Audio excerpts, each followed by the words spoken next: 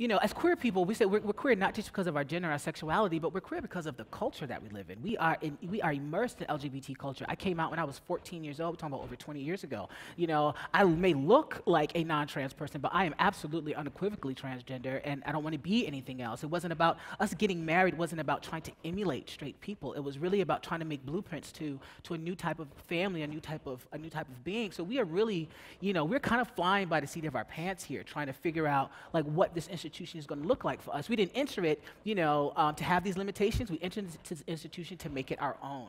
So we're constantly looking at that and challenging that, And so with that, I think, love and marriage is work.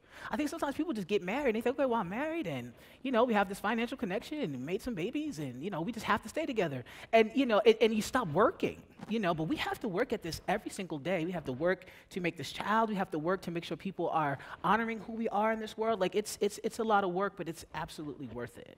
And I think in a really basic way, we're still fighting so often for our rights as individuals, right? Like 100 anti-transgender bills were introduced in the US in the past year.